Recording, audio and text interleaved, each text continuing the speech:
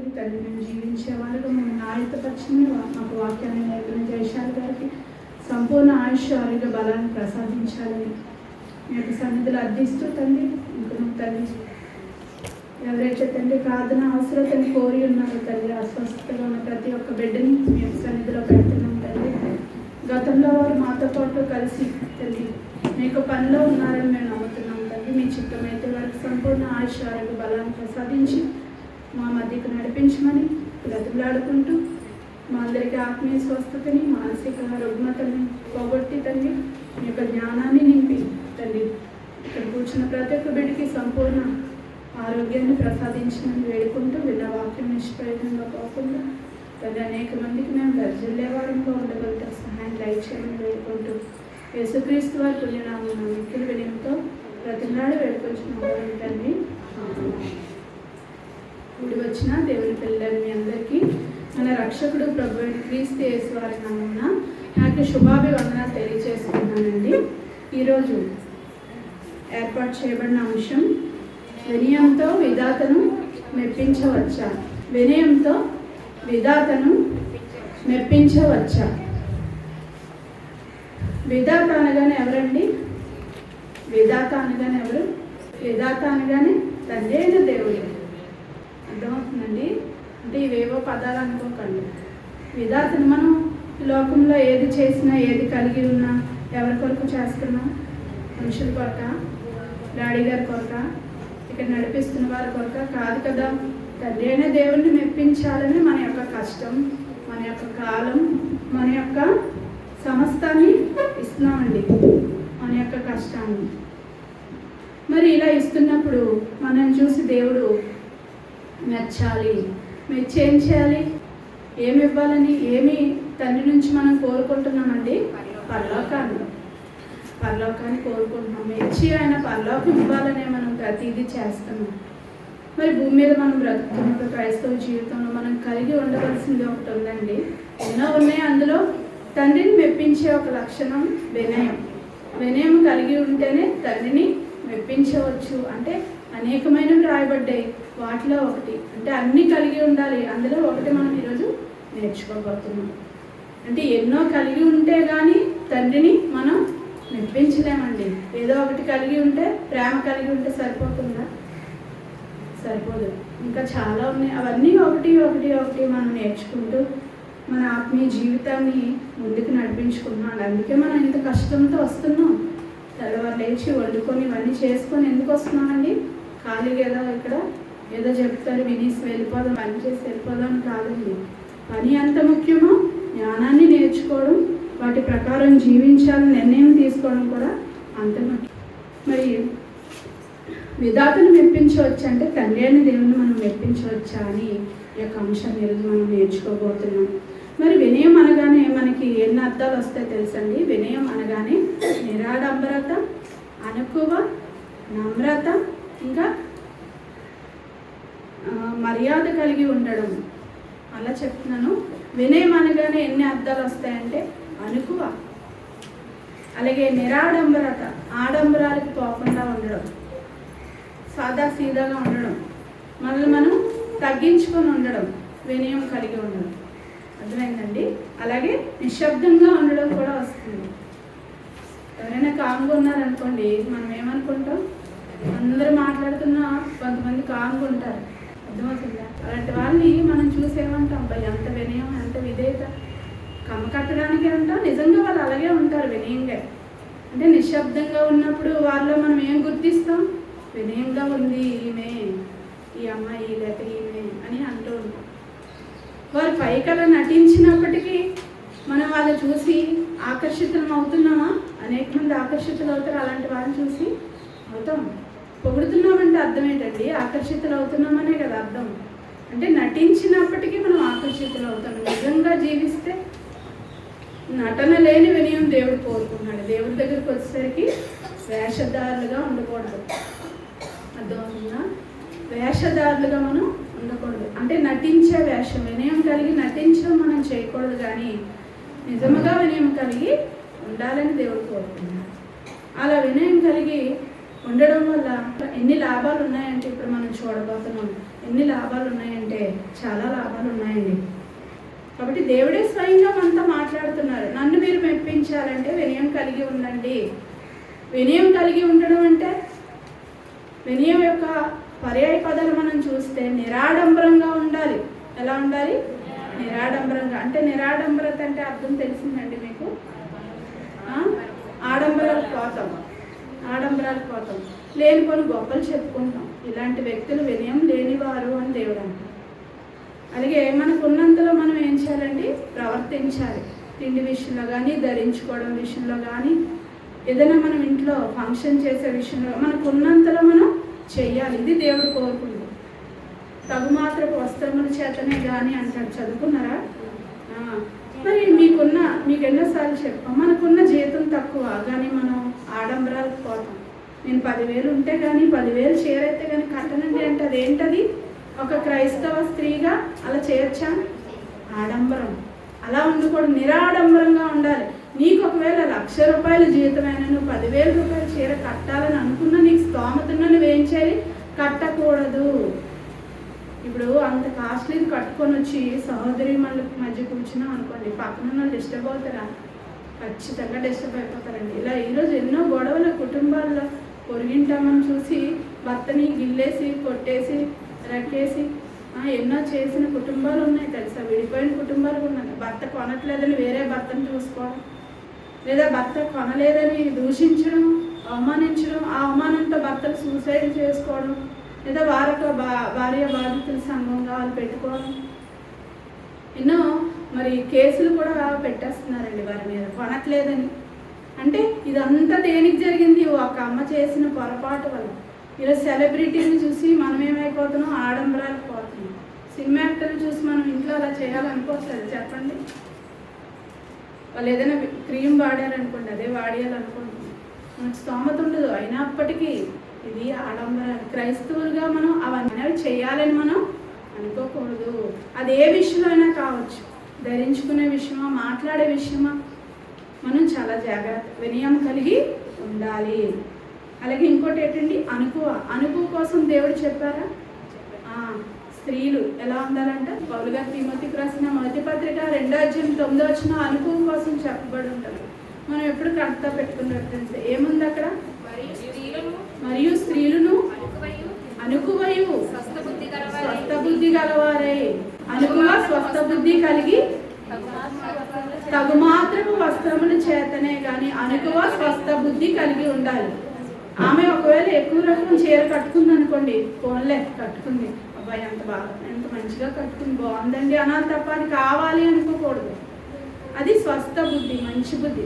ఎలా కొనిసుకుందో ఏటో, అలా ఆయన తక్కువ జీతం కానీ ఇది మాత్రం మెరిపిస్తుంది. ఇలాంటి మాటలు మళ్ళీ మాట్లాడిన వాళ్ళు లేరా? ఉన్నారు. కానీ అలా మాట్లాడకూడదు అంటున్నాడు దేవుడు.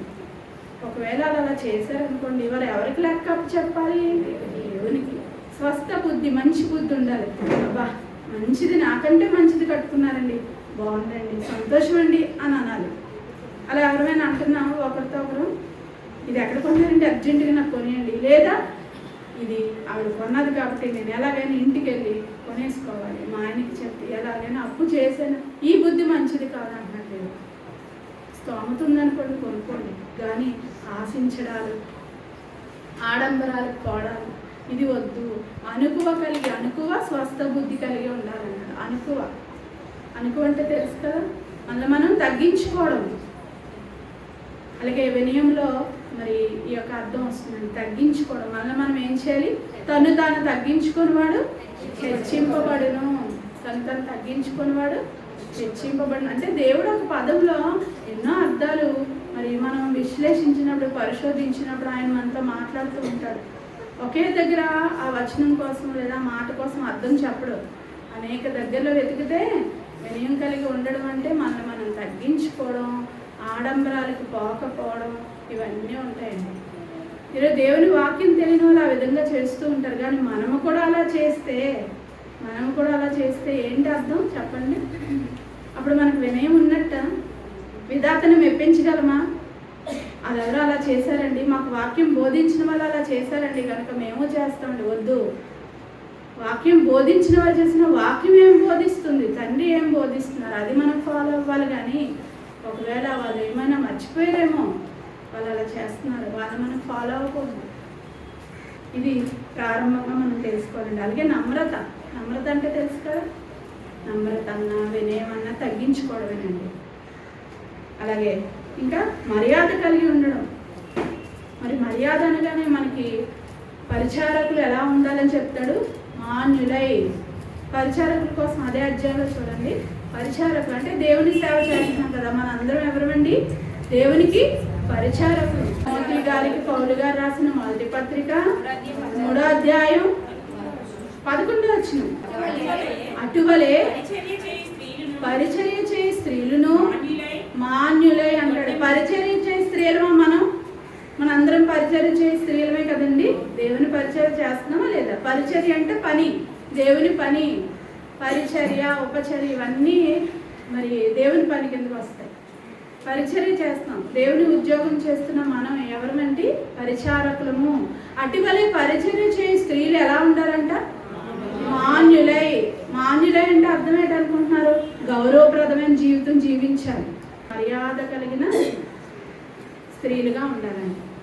మర్యాద గల కుటుంబం నుంచి వచ్చిన స్త్రీలుగా మనం ఉండాలి. మన కుటుంబం చిన్నదే కావచ్చు, పేద కుటుంబమే కావచ్చు, కానీ ఎన్ని పేద కుటుంబాలు గౌరవప్రదమైన జీవితం జీవించవండి, మర్యాదస్తులుగా బ్రతకరు. ఆ పేదవాళ్ళు అయితే బతుకుతారు కదా. కాబట్టి ఇక్కడ పేద రాదా చెప్పట్లేదు, మర్యాద కలిగి బ్రతకాలి, మంచి పేరు ఉండాలి మనకి. పరిచర్య చేసే స్త్రీలకు ఎలా ఉండాలి? ఏం పేరు ఉండాలి? మంచి పేరు ఉండాలి, మాన్యులై ఉండాలి. మాన్యులై అంటే మీరు చూడండి అర్థం, మర్యాద కలిగిన వాళ్ళు అంటే వినయం కలిగిన వాళ్ళు, మర్యాద కలిగి ఉండాలి మనం. అప్పుడే మనం విధాతని మెప్పించవచ్చు. అర్థమైందండి? మరి వినయం కలిగి ఉండాలి కదా, మరి ఏం కలిగి ఉండకూడదు? దాని వ్యతిరేక పదం ఏంటి? వినయానికి వ్యతిరేకం ఏంటి? అహంకారం. అతి వినయం కూడా వెరీ గుడ్. అతి వినయం కూడా బైబిల్లో ఉందండి. అదే ఇందాక చెప్పాను కదా, ఓవర్ యాక్టింగ్. ఇటుదే వినయం ఉండదు, అలా కామ్గా ఉన్నట్టు నటిస్తారు, కానీ అంత టచ్ చేస్తే వెళ్తారు ఎప్పుడో. అది వద్దు. ఇక్కడ అతి వినయం కూడా ఉందండి. అతి వినయం ఏంటంటారు? సామెత దూరత లక్షణం. అతి వినయం కలిగి అతి వినయాశక్తులే దేవదూత ఆరాధన అనేది ఇచ్చ కలిగి అంటాడు కొలస్సీ పత్రిక. నువ్వు జీవితంలో కలిగి ఉండాలి వినయం, అంతేగాని మూసుకుంటే ముసుగేస్తే కాదు. ముసుగేసి లోపల హృదయంలో అలా హత్య చేయాలి అనుకుంటున్నాను కళ్ళు మూసుకున్నది మంచిదా? కాదు కదా. ఎవరికి తెలిసిపోద్ది? దేవునికి తెలిసిపోద్ది. కాబట్టి ఇక్కడ హృదయంలో మార్పు చెప్తున్నాడు. హృదయంలో దేవుడు హృదయాన్ని చూస్తాడు కాబట్టి హృదయంలో వినయం ఉందా దేవుని పట్ల? నిజంగా దేవుడు అంటే ఇష్టం ఉందా? అలా ప్రార్థిస్తేనే దేవుడు వింటాడా? కాదు. అది అతి వినయం అంటారు. చాలామంది మనం చెప్పిన మాట వింటగానే మరి ఎందుకు డాడీ గారి దగ్గరికి వచ్చిన వాళ్ళు ఎలాగండి మాట్లాడతారు, డాడీ చెప్పండి డాడీ అన్నోళ్ళు ఉన్నారా? రాగానే కాలుకి మొక్కిన వాళ్ళు ఉన్నారా? వాళ్ళే డాడీని దూషించి వెళ్ళిపోయిన వాళ్ళు ఉన్నారా? మీరు చూడలేదు అలాంటి వాళ్ళని? చూసారా లేదా? చూసారు. అంటే అదేంటది? అతి వినయాశక్తులు. అలా మనం అవ్వకూడదు. అలాగే మొక్కకూడదు అనట్లేదండి. నిజంగా మీకు భక్తి ఉందా? పెద్దల్ని మీరు గణపరచడంలో తప్పులేదు. ముసలివాణి ఎత్త లేచి నీవు గణపరచుము, మ్రొక్కి నువ్వు గణపరచుము. తల నెరిసిన వాణి ఎత్తి నువ్వు లేచి వాడిని మన్నన చేయమని చదువుకున్నాం కదండి. అయితే అలా చేస్తున్నారు అంటే అతి వినయం. అంటే జీవితంలో వినయం లేదు, దేవుని కొరకు బ్రతకడంలో వినయం లేదు, కానీ పైకి నటన. సామెతల గ్రంథం 11వ అధ్యాయం 2వ వచనం, వినయం కలిగి ఉంటే, వినయం కలిగి ఉన్న వారి అది ఏముందంటే తెలుసా? 11వ అధ్యాయం 2వ వచనం, అహంకారం వెంబడి. అహంకారం ఉంటే, వినయానికి వ్యతిరేక పదం అహంకారం అనుకుంటే, అహంకారం ఉంటే ఏమొస్తుంది? అవమానం. అంటే మనం తగ్గించుకోకుండా ఆడంబరాలకు పోయి గొప్పలకు పోయి అనుభవం లేకుండా గొడవలు ఆడుకుంటూ మనం ఉన్నామనుకోండి, దేవునికి నచ్చనివి. అలాంటి అహంకారికి ఏమొస్తుందట? అవమానం వస్తుంది. వెనకాతలే ఉంటుందట. ఎవరైనా ఓవరికి రేగుతున్నారనుకోండి, గర్వంగా మాట్లాడుతున్నారనుకోండి, ఏమంటాం? పెద్దలు ఏమంటారు? ఏదో రోజు హఠాత్తుగా వాడు నాశనం అవుతాడు, రేగ్ని అంటుంటారు. అది బైబిలే. అంటే వాళ్ళకి వాక్యాలు తెలియక అలా చెప్తూ ఉంటారు. ఇప్పుడు దేవుడు కూడా ఇక్కడ ఏమంటున్నారండి? అహంకారం వెంబడి అవమానం వచ్చేస్తుంది. అహంకారం కలిగి ఉంటే ఏమొస్తుంది? అవమానం. అహంకారం వద్దు. మనం తగ్గించుకోవడంలో తప్పు లేదు అంటున్నాడు దేవుడు. 2వ వచనం, వినయం గలవారి అది ఏముంది? ఏమైపోతాడు? హెచ్చించబడిపోతాడు. ఎవరు హెచ్చిస్తారు? దేవుడు. అంటే ఈ విధంగా మనం అనుకో కలిగి ఆడంబరాలకు పోకుండా, నిజంగా నటించే వినయం కాకుండా నిజంగా దేవుని పని చేయాలని, ఇతరుల పట్ల గౌరవం కలిగి మనం కూడా గౌరవప్రదమైన జీవితం జీవిస్తున్నప్పుడు ఇతరులను క్షమిస్తూ వినయం కలిగి ఉండడంలో లక్షణాలు ఏమేమి కలిగి ఉండాలో చెప్తున్నానండి. వినయం కలిగి ఉండడం అంటే మనం తగ్గించుకోవడం, అలాగే ఇతరుల తప్పులను కూడా క్షమించడం, ప్రతి ఒక్కరిని గౌరవించడం, అందరితో ప్రేమగా మాట్లాడడం, ఇతరులు ఒకరికంటే ఒకరు ఘనంగా ఎంచుకోవడం అంటారు. ఎలా ఎంచుకోవాలండి? మీరు చాలా బాగా వాక్యం చెప్పారండి అని ఎవరైనా అన్నారంట. అవునా? నిజమేనండి, మీ అందరికంటే నేనే బాగా చెప్తానండి, అది నిజమే. అలా అలా అనకూడదండి. ఏమనాలి? బైబిల్ పదం అండి, నాకంటే మీరు ఇంకా బాగా చెప్తారండి అంటే ఉదాహరణకి, లేదా మీరు చాలా అందంగా ఉన్నారండి అని ఎవరైనా మనతో అన్నారు. చిచ్చి లేదండి, నాకంటే మీరు ఎంతో బాగుంటారండి అనాలండి. అలా అనుకోండి, నిజమే నేనే అందగత్తలేని గౌరవంతో ప్రవర్తిస్తున్నాం అనుకోండి, అది దేవుని మనం మెప్పించలేము. ఒకరికంటే ఒకరు ఘనంగా ఎంచుకోవాలంటే, అంటే ఇలా మనం ప్రవర్తించినప్పుడే దేవుడు మనం చూస్తూ ఉంటాడని మనకి వచనాల్లో కనబడుతుంది. వినయం గలవారి యొద్ద ఏముందంట? జ్ఞానం కలిగిన వాళ్ళు ఎలా ఉంటారండి ఎప్పుడైనా కానీ, వినయం గలవారు ఎలా ఉంటారు తెలుసా? ఎక్కడ కూర్చున్నా ఎక్కడున్నారో తెలుసు, ఎక్కడ కూర్చున్నారో తెలుసు, అలా కామ్గా ఉంటారండి. అంటే అనుకువ నిశ్శబ్దం కలిగి ఉండాలి. స్త్రీలుగా ఉన్న మనం, ఎస్పెషల్లీ స్త్రీలకి ఎలా ఉండాలంటే, మనం ఎక్కడున్నామో తెలియదు అన్నట్టుగా ఉండాలి. అది ఉందా మనలో? ఒకవేళ లేకపోతే మనం తెచ్చుకోవాలండి. జ్ఞానం కలిగిన వాళ్ళు చూడండి, ఎక్కువ మాట్లాడరు. అర్థమవుతుందా? దానికి కూడా ఒక మాట ఉంటుంది బైబిల్లో, జ్ఞాని మౌనముగా ఉండును. అలాగే ఇక్కడ ఏముంది? వినయం గలవారి యొద్ద ఏముందట? జ్ఞానం. అంటే మీరు వినయం కలిగి ఉన్నారనుకోండి, దేవుడు మీకు ఏమిస్తారు? జ్ఞానం ఇస్తారు. లాభమేనా మనకి? చూడండి, జ్ఞానం కావాలంటే మరి మీరు ఏం చేయాలి? వినయం కలిగి ఉండాలి. నటించే వినయం కాదండి. అలాగే నాయకులుగా ఉన్నవారు, వాక్యం ఎవరైతే బోధిస్తున్నారో, పెద్దలుగా ఎవరైతే ఉన్నారో, నడిపిస్తున్నారో, వారికి ఏం కలిగి ఉండాలి? వినయం, తగ్గింపు ఉండాలి. నేను పెద్దని అనే గర్వం, అహంకారం ఉండకూడదండి. తగ్గింపు ఉండాలి. అందరినీ మన్నన చేయాలి, అందరినీ గౌరవించాలి, అందరినీ మరి గొప్ప చేయాలి, వారి పాపాలను క్షమించాలి, వారి తప్పులను క్షమించాలి, వారిని ముందుకు తీసుకువెళ్ళాలి. అర్థమవుతుంది? అలా తీసుకువెళ్ళినప్పుడు అందరూ ఫ్రెండ్స్ అయిపోతారా? అలా మంచిగా ఉంటే అందరూ ఫ్రెండ్స్ అయిపోతారు, అవరా అయిపోతారు. అప్పుడు మనం చెప్పిన మాట వినరా? మరి నాయకులైన వారు ఊరిక గొప్పడిపోతున్నారు అనుకోండి, వాళ్ళ దగ్గరికి వెళ్ళడానికే, టచ్ చేయడానికి భయపడిపోతారు. అది మరి ఎదుటి వాళ్ళని మనం మార్చలేము. అప్పుడు నాయకులుగా ఉన్న వారి కోసం చెప్తున్నాను కనుక, నాయకులుగా ఉన్నవారు ఏం చేయాలి తెలుసా? వారు క్షమించాలండి, ఉన్నతంగా ఉండాలి, ఉన్నతమైన గురి వైపు మనం మరి నడిపించుకోవాలి. దానికి గర్వం అవసరం లేదు, గర్వం అహంకారం అవసరం లేదు. మీరు దేవుని కోసం మిమ్మల్ని మీరు కట్టుకుంటున్నప్పుడు మీరు గొప్పగా ఫీల్ అవ్వాల్సిన అవసరం లేదు, గొప్పలు చెప్పుకోవాల్సిన అవసరం లేదు. దేవుడే మిమ్మల్ని గణపరుస్తాడు. మరి వినయం కలిగి ఉండటం వల్ల ఏమొస్తుందంట? భూమి మీద లాభాలు ఏంటో మనం చూడగలిగితేనండి, సామెతల గ్రంథం 15:33 కానీ, సామెతల గ్రంథం 22:4 కానీ, రెండిట్లో మరి ఒకటే కనబడతారు. చూడండి, సామెతల గ్రంథం 22:4 చదవండి. సామెతల గ్రంథం 22:4 పక్కనే 15:33 కూడా రాసుకోండి. యెహోవా యందు భయభక్తులు కలిగి ఉంట వినయమునకు ప్రతిఫలము, ఐశ్వర్యమును, ఘనతయు, జీవమును దాని వలన కలుగును. భయభక్తులు కలిగి ఎవరు కలిగి ఉంటారు? వినయం కలిగి ఉన్న వారికి దేవుడు అంటే భయం, భక్తి ఉంటుందండి. అర్థమవుతుందా? జ్ఞానం కలిగి ఉన్న వాళ్ళు వినయంగా ఉంటారు. అమ్మో దేవుడు ఏమైనా చేసేస్తాడు బాబోయ్ అని భయంతో ఉంటారు, భక్తితో ఉంటారు, దేవుడికి కావాల్సింది చేసేస్తూ ఉంటారు. వాళ్ళ జ్ఞానం ఉంది కదా. అలా ఉండడం వల్ల, యెహోవా యందు భయభక్తులు కలిగి ఉండడం వల్ల వినయంకు ప్రతిఫలం అయితే, ఈ వినయం ఉన్న వారికి ఏమొస్తుందంట? ఐశ్వర్యం, ఘనత. మీకు ఐశ్వర్యం కావాలా? అలాగే ఘనత కావాలా? చాలామంది నన్ను హైలైట్ చేయండి, నన్ను స్టేజ్ మీద చూపించండి, నాకు ఏదైనా అవకాశం ఇవ్వండి, నన్ను మైక్ ముందు నిలబెట్టండి అని అడుక్కుంటూ ఉంటారండి. మనం అడగక్కర్లేదు. మీరు ఇవి కలిగి ఉంటే దేవుడే మిమ్మల్ని ఆ సమయంకి రప్పిస్తాడు. అర్థమైందా? ఏమిస్తారంట? ఐశ్వర్యం, ఘనత, జీవము. ఐశ్వర్యం, ఘనత, జీవము కలుగుతుందంట మనకి వినయం కలిగి ఉంటే. అర్థమవుతుందండి? జీవంలోకి ప్రవేశిస్తాం మనం, ఘనత వస్తుంది భూమి మీద. అర్థమవుతుందా? కాబట్టి ఎవరినో మనం అడుక్కోవాల్సిన అవసరత లేదు. మనల్ని ఘనపరిచేది దేవుడు, మనల్ని పైకి తను తగ్గించుకునేవాడు. మళ్ళీ మీరు లింకులు ఇవన్నీ తను తగ్గించుకునేవాడు. మరి మీరు తగ్గించుకున్నారు కదా దేవుని కోసం, అప్పుడు ఎక్కడ మిమ్మల్ని ఘనపరచాలో అక్కడికి దేవుడు మిమ్మల్ని తీసుకెళ్ళిపోతాడు. ఎవరు తీసుకెళ్ళక్కర్లేదు, ఎవరిని మీరు బ్రతిమలాడుకోవాల్సిన పని లేదు. మీరు కలిగి ఉంటే దేవుడే మిమ్మల్ని హైలైట్ చేస్తారు. చాలా నాకు ఫోటో తీయండి, నన్ను చూపించండి. మీరని కాదండి, లోకంలో అలా ఉంటుంటుంది.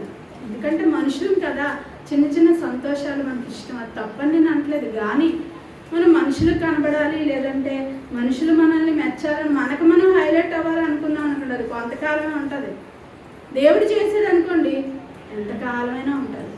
తద్వారా మనం పరలోకం వెళ్ళగలుగుతాం. మరి వినయం కోసం ఎన్నిసార్లు ఉందట బైబిల్లో? సుమారుగా ఎన్నిసార్లు ఉందటండి వినయం కోసం బైబిల్లో? 80 సార్లు ఉందటండి. ఎన్నిసార్లు? 80 సార్లు ఉందంట. ఇది జస్ట్ బిట్లా రాసుకోండి. పాత నిబంధనలో 60 సార్లు, క్రొత్త నిబంధనలో 20 సార్లు చెప్పబడిందట. అంటే దేవుణ్ణి మెప్పించే ఈ గుణం కోసం, ఈ లక్షణం కోసం, ఈ ఉన్నతమైన బలం కోసం ఎన్నిసార్లు రాయబడి ఉందంట? పాత నిబంధనలో ఎన్నిసార్లు అమ్మా? 60 సార్లు, క్రొత్త నిబంధనలో 20 సార్లు సుమారుగా. ఉందో లేదో చెక్ చేయండి, ఓకేనా? మరి ఇన్నిసార్లు రాయబడింది కదా, ఒక్కసారి చెప్తే 100 సార్లు చెప్పినట్టు కదా దేవుని మాట, అంతేనా? అర్థమవుతుందా? ఒక్కసారి చెప్పాడు కదా చేయక్కర్లేదు అనుకోకండి. 80 సార్లు చెప్పాడు కాబట్టి ఇది ఎక్కువ చేయాలి, ఒకసారి చెప్పింది చేయక్కర్లేదు అనుకోకండి. ఒక్కసారి చెప్పింది కూడా దేవుడు అది 100 సార్లు చెప్పినట్టే, విలువైనదే చెయ్యాలి. మరి ఇన్నిసార్లు చెప్తే మనం ఇంట్లో మన మమ్మీ డాడీ 100 సార్లు ఒక విషయం చెప్తుంటే ఏమంటే, అబ్బా గుర్తెందుకు, నాకు గుర్తుందిలే, ఎక్కువసార్లు చెప్తే మర్చిపోతాను అని కసురుకుంటూ ఉంటాం. మరి దేవుడు ఇన్నిసార్లు మనతో అరుస్తున్నారు. నేను ఎందుకు ఈ పదం వాడానంటే, మన తల్లిదండ్రులు అరుస్తారు కదండి, మనం మంచి మార్గంలో వెళ్ళడం కోసం, ఇలా చేయకపోయినా ఇలా చేయకమ్మా అంటే మనం వినము. మరి దేవుడు కూడా ఇక్కడ ఇన్నిసార్లు చెప్తున్నాడు కదా, దేవుడిని అన్నిసార్లు చెప్పించుకోవచ్చు ఆయన చేత. మనం ఇన్నిసార్లు చెప్పారంటే అర్థం ఏంటండి? ఆ విషయమనే కదండి, చాలా విషయాలు దేవుడు ఎక్కువ సార్లు చెప్తూ ఉంటారు. అంటే మనం అది కలిగి ఉండాలని. 80 సార్లు మనం చదివినప్పుడు, 80 వచనాలు వినయం కోసం మనం చదివినప్పుడు, అందులో ఏదోటి మనకు గుచ్చుకోదా, ఏదోటి మనల్ని మార్చదా అని ఆయన ఆలోచన. పాపం మనల్ని ఎలాగైనా పరలోకానికి రప్పించుకోవాలి ఆయన దగ్గరికైనా ఆలోచనతోనే ఆయన ఇన్నిసార్లు రాయడం ఉద్దేశం నేను అనుకుంటున్నానండి. ఓకే అండి? మరి గర్వం అనేది ఉండకూడదు, ఆధిపత్యం కోరుకోకూడదు. అహంకారం ఉన్న దగ్గర ఆధిపత్యం ఉంటుందండి. ఆధిపత్యం కోరుకోకూడదు, అహంభావం ఉండకూడదు, గర్వం ఉండకూడదు. మరి గర్వంగా ప్రవర్తించిన వారిని ఏ విధంగా అనిచాడు మన ఉజ్జయ గారి చరిత్రలో మనం చదువుకున్నాం. గర్వించాడా? నేను రాజుని, నేను పులిపిటెక్కి నేను బలిపీఠం మీద బలి అర్పించేస్తానని 80 మంది యాజకులు అక్కడ వద్దు వద్దు వద్దు, దేవుని శాపం వస్తుంది, వద్దు వద్దు అంటున్నా, వెనకతలు పరిగెట్టి చెప్తున్నా, విన్నాడా? మరి మనకి ఎంతమంది చెప్తున్నారు ఈరోజు లెక్చరర్స్ అయిన వారు? నోట్స్ రాయండి, పాఠం చదవండి, తరువుగా అంటే బెక్కి చెప్పకుండా ఎన్నో సంవత్సరాలుగా సంఘంలో ఉన్నారు, ఎన్నో సంవత్సరాలు ఇంకా చెప్పడం రాలేదు, చెప్పండి చెప్పండి చెప్పండి. 80 సార్లు చెప్పలేదండి, నాకు తెలిసి 1000 దాటిపోయి ఉంటుంది కదా. లెక్చరర్స్ వచ్చిన దగ్గర నుండి చాలాసార్లు చెప్పుకుంటారు, వింటున్నాం మనం, వినట్లేదండి. మళ్ళీ ఏముంది? గర్వం కాదు అది. ఇంటి పైకి తిట్టక్కర్లేదండి, చెప్పిన మాట వినకపోయినా గర్వం ఉన్నట్టే తెలుసా. పిలిస్తే పలకకపోతే అలాగే అనుకుంటారు, దేవుడు కూడా అలాగే ఫీల్ అవుతాడు. ఆయన చెప్తున్నా మనం వినట్లేదు అనుకోండి, ఆయన కార్యాలు చేయట్లేదు అనుకోండి, వినయం కలిగి మనం జ్ఞానం నేర్చుకోవట్లేదు అనుకోండి, ఆయన ఏమనుకుంటారు? ఆడంబరాలకు పోతున్నాం అనుకోండి, మన సమయాన్ని, మన ధనాన్ని వాటికి ఖర్చు పెడుతున్నాం అనుకోండి, గొప్పలకి పోయి గొప్పలు మాట్లాడుకుంటున్నాం అనుకోండి, నోరిపితే ఇద్దరు కూడుకున్నారు అనుకోండి, ఏం మాట్లాడతారు? మా ఇంట్లోనండి, మాలోని, అబ్బో అప్పుడు ఇలా ఉండేది, గొప్పగా ఉండేది, ఇలా తిని బతికాం. ఎందుకంటే ఆ స్టోరీలు అవసరమా? మీరు ఏమైనా అలాంటి స్టోరీలు మాట్లాడుకుంటున్నారా ఫ్రెండ్నా? అలాంటి వద్దండి, వేస్ట్ అవి. మీ ఆయన గారి కోసం, మీకోసం, మీ పిల్లల కోసం, మీ వంశావళి కోసం వద్దండి. దేవుని కోసమే మాట్లాడండి, ఆయన కోసమే గొప్పగా చెప్పండి పక్కన ఉన్న వాళ్ళతో. మీ మాటలు వాళ్ళు మారిపోవాలి దెబ్బకి. అర్థమైందా? లేదా మీరు చెప్తున్నప్పుడు అప్పుడే మీకు మరణం వచ్చింది అనుకోండి, మీరు ఎక్కడికి వెళ్ళిపోతారు? తీసుకెళ్ళిపోతారు. తెలుసా మీకు? ఏం మాట్లాడుతూ చచ్చిపోయిన లేరా? ఈరోజు కనుగొన్న రేపు ఉండట్లేదు. మరి ఈరోజు ఉన్నవాళ్ళు రేపు కనబట్టలేదు అంటే పైకి ఏం చెప్పం, లోపల ఏముంటుంది, ఇంటర్నల్గా అహంకారం మనసులో లేకపోవచ్చు, కానీ పైకి ప్రవర్తన కూడా క్రైస్తవులుగా ఎలా ఉండాలి అనుకోవద్దా చెప్పండి. మరి మన పిల్లలు అలా ఉన్నా మనం నేర్పాలి, మనం అలా ఉన్నా మనం కూడా నేర్చుకోవాలి. వాళ్ళతో ఈ టీచర్తో నాకు నిమిత్తం లేదు, ఆ టీచర్తో నాకు నిమిత్తం లేదు, లేదా ఈ టీచర్తోనే నేను ఉంటాను, నేను ఆవిడ పార్టీ ఈవిడ పార్టీ వద్దండి, అలా వద్దు. అసలు అలాంటివి సృష్టించకండి. మాలాగా లేదు, కానీ సృష్టిస్తున్న వారు కొంతమంది ఉన్నారు, అలా వద్దు. ఒకవేళ లేకపోతే మంచి విషయమే. ఇవన్నీ మనం సరి చేసుకోవాలండి. కలిగి ఉండడం అంటే ఏం చెప్పాను, మరొక అర్థం వినయం కలిగి ఉండడం అంటే మర్యాద కలిగి ఉండడం కూడా వస్తుందండి. మరి మరొక వచనం చూసుకుందామా. వినయం కలిగి ఉంటే లాభాలేటి, జ్ఞానం వస్తుంది, ఇంకా ఐశ్వర్యం, ఘనత, జీవం దేవుడు దయచేస్తాడంట. ఇంకా మనం చూడగలిగితే ఉగ్రత నుండి మనం దాచబడతామండి. ఎక్కడి నుంచి? ఉగ్రత. మరి భూమి విశ్వం నాశనం అయిపోతుంది కదా, అప్పుడు మనల్ని దేవుడు కాపాడాలి కదా. మీరు వినయం కలిగి ప్రవర్తిస్తే కనుక దేవుడు కాపాడుతాడంట. మరి ఒక రాజు కోసం మనం ప్రవక్తల చరిత్రలో చదువుకున్నాం, రాజుల చరిత్రలో. మరి దేవుడు శిక్ష వేస్తాను, శాపం ఇస్తాను అన్నప్పుడు ఆ రాజు వెంటనే వినయాన్ని ప్రదర్శిస్తాడండి. ఎవరా రాజు? ఆహాబ్. ఆ రాజు చూసావా? మళ్ళీ వెంటనే దేవుడు ప్రవక్తను పంపించారు. రాజు చూసావా, మనం చెప్పిన వెంటనే వినయం కలిగి ప్రవర్తించాడు కదా, కాబట్టి ఆయన ఉన్న కాలంలో శాపము రాదు. ఆయన తర్వాత ఆయన కుమారుల కాలంలో ఈ శాపం అట్లే అవుతుందని. అంటే మనం వినయం కలిగి ప్రవర్తించడం వల్ల దేవుడు అక్కడ ఇంప్రెస్ అయిపోయారా? దేవుని యొక్క మెప్పు పొందాడా? దేవుని యొక్క దయ పొందాడా రాజు? అలాగే మనం కూడా వినయం కలిగి ఉంటే, మీరు ప్రార్థన ఏమి అడిగినా వినయంతో అడగాలంటే దేవుని ఎలా అడగాలి? వినయ భయభక్తులతో, వినయపూర్వకంగా దేవునికి మన విన్నపాలు తెలియచేసినప్పుడు, వినయం కలిగి మనం ప్రవర్తించినప్పుడు దేవుడు ఆహాబుకి ఎలాగైతే క్షమించేశాడో అలా మనల్ని క్షమిస్తాడు. క్షమ దొరుకుతుంది, ఉగ్రత నుండి దాచబడతాం. జెఫన్యా గ్రంథం 2వ అధ్యాయం 3వ వచనం చదవండి తొందరగా. జెఫన్యా గ్రంథం 2వ అధ్యాయం 3వ వచనం. జెఫన్యా గ్రంథం, దేశంలో సాత్వికులై ఆయన న్యాయ విధులను అనుసరించి సమస్త దీనులారా యెహోవాను వెతుకుడి. మీరు వెతికి వినయము గలవారు. ఎవరిని వెతకాలంట? ఎవరిని వెతుకుతున్నారు మీరు? ఎవరిని వెతుకుతున్నారు? ఇక్కడికి వచ్చి యెహోవాను వెతకండి, జ్ఞానం నేర్చుకోండి, నాకు నేర్పించండి నన్ను అడగండి, అవే మాట్లాడుకోండి. ఇక్కడ ఏమని చదవండి? దేవుని వెతికి వినయముతో యెహోవాను వెతుకుడి, మీరు వెతికి వినయం గలవారే నీతిని అనుసరించిన ఎడల ఒకవేళ ఆయన ఉగ్రత దినమందు మీరు దాచబడుదురు. ఒకవేళ దాచబడుదురేమో అంటే మీరు ఇది కలిగి ఉంటే మీరు తప్పించబడతారేమో అని ప్రవక్త ద్వారా వ్రాయించడం జరిగిందండి. అలాగే వినయ మనసు కలిగి మనం ఏం చేయాలో తెలుసా? వినయం ఉందని చెప్పుకుంటాం కదా, ఏం చేయాలో? వినయం కలిగిన వాళ్ళు ఇతరుల కార్యాలను చూడాలి. ఎవరి కార్యాలను చూడాలి అంటే ఇతరుల ఇంటికి వెళ్ళి వంట చేయడం కాదు, అది బట్టలు చెయ్యండి, తప్పలేదు. మీ సహోదరి మనులు రోగంతో ఉన్నారనుకోండి, వెళ్ళండి, చెయ్యండి, తప్పేం కాదు. అర్థమైందా? అలాగే అంతకంటే ఎక్కువ శ్రేష్టమైన కార్యం ఏంటి? వంట చేయడం తప్పు కాదు, వాళ్ళు బట్టలు తుడడం తప్పు కాదు, వాళ్ళు కాలు పడడం తప్పు కాదు. ఇంకా అంతకంటే శ్రేష్టమైనది ఏంటి? ఏం చేయాలి? సువార్త ప్రకటించాలి, ఇతరుల కార్యాలు చూడాలి. అంటే మనం ఎక్కడున్నా ఏం చేయాలి? ఇతరుల కార్యాలు చూడాలి, వాళ్ళు మార్చడానికి మనం చూడాలి. అర్థమవుతుందా? ఇతరుల కార్యాలు చూడడం అంటే ఇతరుల విషయాలు వేలు పెట్టడం కాదండి, ఇదే చూడాలి, వాక్యాన్ని బోధించాలి మనం. మరి ఇలా కలిగి ఉంటే మనం వినయం కలిగి ఉన్నట్టండి. మరి క్రీస్తు మనసు అంటే యేసుక్రీస్తు వారు కూడా అంతే కదా. ఆయన కోసం ఆయన ఆలోచించుకున్నారా? మన కోసం ఆలోచించి భూమి మీదకి దిగి వచ్చారా? పరలోకంలో సర్వసుఖాలు ఉన్నాయి. అర్థమవుతుందా? మీకు కూడా ఇంట్లో ఏసీలు ఉన్నాయి, ఫ్రిడ్జ్లు ఉన్నాయి, అన్నీ ఉన్నాయి, వంట మనిషి ఉంది, వండుకొని ఇంట్లో తినేసి కూర్చోవచ్చు. కానీ మీరు ఏం చేస్తున్నారు? ఏసీ ఉన్నా వేసుకోకుండా ఎండలోకి వెళ్ళి వాక్యం చెప్తున్నారు కదా, ఇతరుల కార్యాలు చూస్తున్నారు కదా. మరి అది వినయం కలిగి ఉండవు. దేవుడా నాకు వినయం ఉందంటే దేవుడు నమ్మడు. వెళ్ళి ఇతరుల కార్యాలు నువ్వు చూడు. వాళ్ళు చెడ్డ వాళ్ళైనా మంచి వాళ్ళైనా మనం ఏం చేయాలండి? ఏం చేయాలి? ఇతరుల కార్యాలు చూడాలంటే అర్థం ఏంటంటే వాక్యాన్ని బోధించాలని. ఒకరికంటే ఒకరు ఘనముగా ఎంచుకోవాలంటే. చివరిగా ఇందాక పాఠ్యభాగం చదువుకున్నారు, అందులో ఏం చదువుకున్నారండి? వినయ భయభక్తులతో మీరు దేవునికి ప్రీతికరమైన సేవ మీరు చేసినప్పుడు ఏ రాజ్యం పొందుకుంటారట? ఏ రాజ్యం?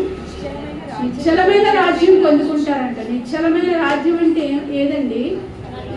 పరలోక రాజ్యం, ఎప్పటికీ కదలనిది, స్థిరమైనది. నిశ్చలం అంటే స్థిరమైన లోకం మనకు ఒకటి ఉంది కదా, అది మీరు పొందుకోవాలంటే ఎటువంటి సేవ చేయాలి? ఇవన్నీ వినయం కలిగి అనుకువతో ఆడంబరాలకు పోకుండా మర్యాదస్తులుగా బ్రతుకుతూ వినయ భావంతో జ్ఞానాన్ని నేర్చుకుంటూ భయభక్తులతో మీరు ఉన్నప్పుడు మీ ఘనత మరి అలాగే ఐశ్వర్యం జీవమే కాకుండా ఉగ్రత దినం దాచబడతారు. అలాగే మీరు ఎటువంటి సేవ చేయాలంటే వినయ భయభక్తులతో మీరు సేవ చేయాలి. ప్రీతికరమైన సేవ. ఏ సేవ? ప్రీతి అంటే అర్థమేంటి? ఇష్టమైన సేవ చేయాలి. ఇష్టమైన కూర పెట్టేస్తారా భర్తలకి? చెప్పండి. పిల్లలే తింటారు మీవి, అర్థమైందా? నచ్చకపోతే తిండి ఇప్పటికీను. అంటే చిన్నపిల్లలు ఇష్టపడరు, మరి దేవుడు చిన్నపిల్లడా? మీకు నచ్చిన సేవ చేస్తారా? మీకు నచ్చినట్టు ఉంటారా? ఉండకూడదండి. వినయం కలిగి స్త్రీలమ్మ ఇంకా చాలా రిస్ట్రిక్షన్స్ మనకు ఉన్నాయి. అవన్నీ మనం చదువుకుంటూ దేవునికి ప్రీతికరమైన సేవ మనం చేయాలని నేను హెచ్చరించుకుంటూ మిమ్మల్ని హెచ్చరిస్తూ ఈ అవకాశం ఇచ్చినందుకు అధ్యక్షులు ఉపాధ్యక్షుల వరకు నా కృతజ్ఞతలు తెలియజేసుకుంటూ ముగిస్తాను.